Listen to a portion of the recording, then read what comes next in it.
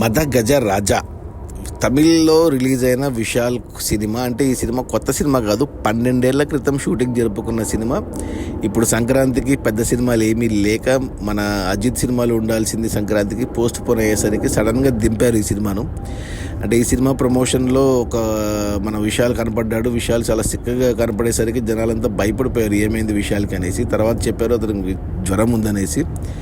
But cinema మాత్రం 12 ఏళ్ల కిందటి సినిమా అయినా కానీ రిలీజ్ అయిన రోజు నుంచి 5 కోట్లకు తగ్గకుండా కలెక్షన్స్ కొడుతూనే ఉంది.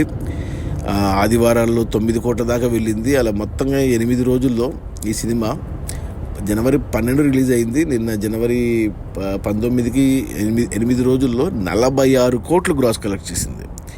అసలు విశాల్ది కొత్త సినిమా రిలీజ్ అయినా కానీ ఎంత కలెక్షన్స్ రావు. అంటే లాస్ట్ మార్క్ యాంటోనీ సినిమా 100 కోట్లు వచ్చాయి అతనికి.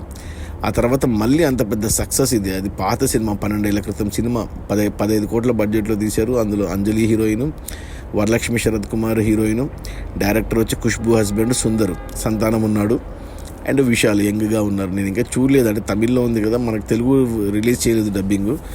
సో త్వరలో తెలుగులో డబ్బింగ్ అయితే చూడాలి. మదగజ రాజా ఈ తమిళ సినిమా 8 రోజుల్లో 46 కోట్ల గ్రాస్ కలెక్ట్ చేసింది. సినిమా బడ్జెట్ కేవలం 15 కోట్లు. అండ్ 12 ఏళ్ల క్రితం షూటింగ్ జరుపుకున్న సినిమా ఇప్పుడు రిలీజ్ అయింది. సెన్సేషన్ కలెక్షన్స్, అసలు ఎక్సలెంట్ అని చెప్పాలి. విశాల్కి మళ్ళీ ఊపిరి పోసిన సినిమా ఈ మదగజ రాజా. తెలుగులో వస్తే చూద్దాం మనం. Okay, bye.